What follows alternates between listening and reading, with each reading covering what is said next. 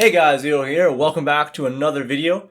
This is going to be a long one, covering a lot of evidence and statements and interviews that I've done within the last 3 or 4 days. I'd say the 2 days that followed the statements made that the artist for Love Letter has been let go.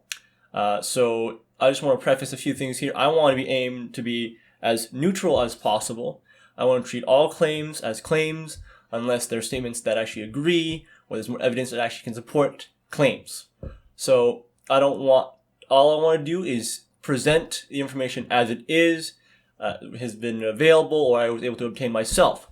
So I will also be providing my own commentary, but I have no prior interactions with individuals involved with Love Letter beyond my investigation here. So if there's any claims of me being involved previously, totally false. I'll tell you that. So before I start, I want to say, for the sake of all the parties involved, every person I've been able to speak to, they just want information to get out there so that things can be understood and resolved. So I could care less about the actual statistics of this video, but if you could share the video so they can actually get their information out, everyone actually would be very appreciative of that. And also, if any of the members of the Love Letter team, former or current, want to clarify anything that I've said in this video, my DMs are open. I can actually show you my Twitter handle in a moment here once I switch the screen to when I talk about the contents that I've been able to gather. This video will be set into 5 different parts, or was it 5? I want to make sure I got that one too. 3, 4, yeah, 5 parts here. So we'll have my interview with an anonymous source that reached out to me. I'll call them John Doe for the purpose of this video. My interview with Outset Isle, the statement by Original B, I'll cover that, and then additional tweets and statements that have come up within the days that have come up. So smaller bits of information. I plan to continue covering this as things kind of develop. So that will I will be covering the statement by former artist and voice actor Vivisected Human, or Vivi, that I've been told is how they called them in their personal interactions. That is another statement that's been made in the last day. I have not been able to look over it. But again, this is going to be a long video, so if you want to sit down or put me in the background, if you want to look at evidence, whatever you want to, I do have stuff and screenshots. But mostly it's going to be me talking and going to show like evidence for and against individuals, depending on how they want to present it. So I forgot to do that thing. So before we get into the main chunks of stuff here, as you can see, I have an email that I sent out. I sent 2 messages, so one email to the Love Letter Confessions team. I'll call them Confessions for the sake of this video. And then I also sent a DM to the official Love Letter Twitter account. So this was my email. You can pause and read it if you want to. This is their response. They're quite quick, actually, in their response. So just scroll down for you and just make sure that they do want like one particular statement here. I made sure that I got permission from everyone that I was able to talk to, that I was able to show all this stuff. So do not worry about that. And any public information is public information. I'm not withholding any of that, except for stuff that I might find fishy. But here's a statement. The purpose of exposing this information is to put an end to the abusive and unethical behavior of Love Letter's management team. There is no other motive. We are not doing this to shut down the game, nor do we wish ill will on the project or its members. Ideally, this will lead to the team changing the way they operate, creating a safer and more honest work environment for those involved. So there's that. And then I sent this DM here. It's quite a long looking DM there. But this is basically just me asking, hey, I want your take on things too. Very similar to my email here. But it looks much longer because it's in mobile form here. I sent it from my phone. I think it's much easier to just take a nice screenshot on my phone there. While I was waiting on that, I got that statement from Confessions, but they didn't reveal much. They just want to continue talking about stuff and posting to their Twitter and such. So that's where you would want to see more information, a more comprehensive understanding of the situation from their side of view.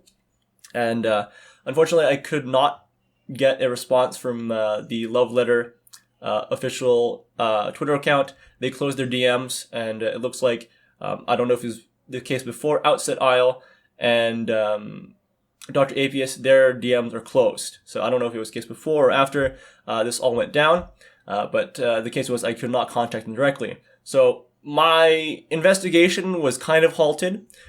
Fortunately for me, a team member actually reached out to me. I can't tell you who they are. Again, John Doe, they mentioned earlier. So this is the main kind of portion about John Doe. Reached out to continue my investigation. I'm very happy that they were able to reach out to me, because I would have had a hard time getting through to any team member at all, because I don't know who's involved and I don't know if I could actually DM them. But basically, yeah, I'm happy to have that. So they wanted to clarify things about claims and refutations for what his confessions have said. So the first thing John provided me, because they have it here, they want to start off by saying about the censored screenshot. So there's a confessions of a screenshot of someone supposedly doxing someone, and now I have the full image here. However, I have chosen not to keep that name because I don't know if it's a real person or not. And if you actually go to this address, it's rough. Again, there's parts missing of it. If you go to type into Google, you're just put in the middle of nowhere, and just right beside a cell tower. So not really an address to be wary of, thank goodness. But name-wise, I'm still concerned. So I'm going to keep things the way they are. Oh, then one thing actually, I'll keep looking back at my notes here because I'm really bad at organizing stuff here.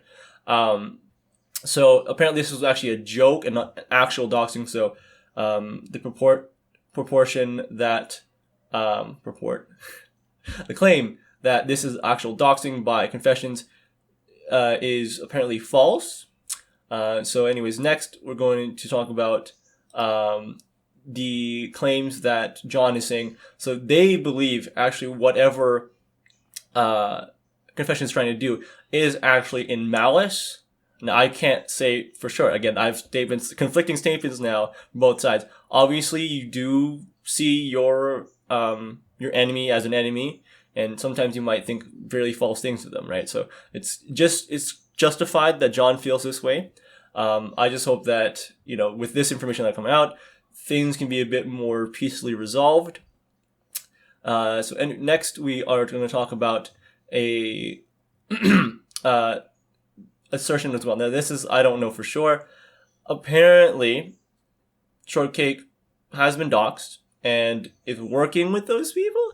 Again, I don't know a lot of evidence. I might want to ask John for more clarification on what they mean by who they might be cahooting with. I will reach out again, and they will be seeing this video as well, so they can definitely give me a response when necessary.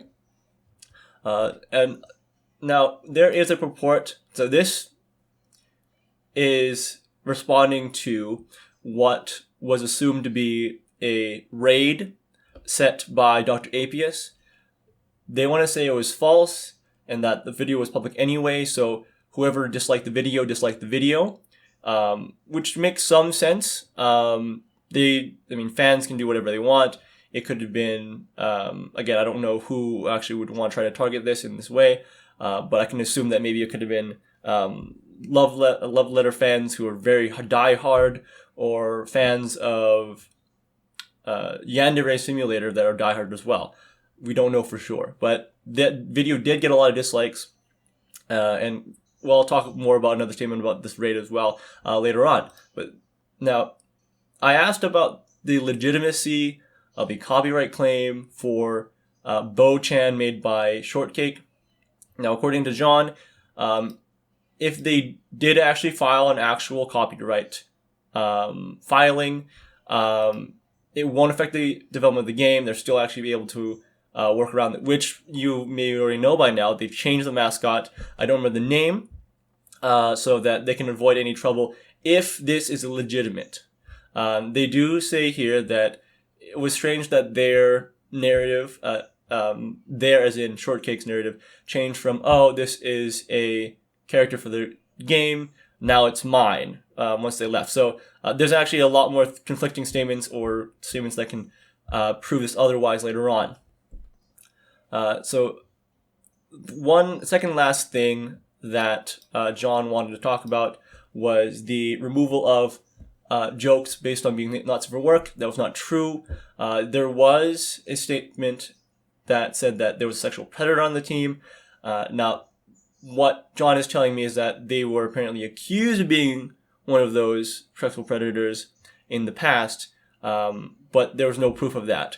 But yet it created kind of a false narrative about this individual, which will come up actually later on. I can reveal that name later on. But apparently his behavior kind of contributed to this false narrative that people had, and then assumed different things about them. That's probably why they felt uncomfortable. But as we can see here, that they have as the team has moved away from this person, so they don't know what they're going doing now. So they've distanced away themselves. So they are trying to avoid that as well. And one last statement, because I asked for a closing statement from John, they wanted to say this about the game. I'll read it off on my side here to make it easier for myself here. LL is continuing development briskly and calmly. Everyone is focused. There is no halt in development. No, nobody got banned because of a not safe for work joke. This is a tactless assumption from the individuals infected and not moderate discretion or factual decision that was output. No, nobody doxed a 10-year-old.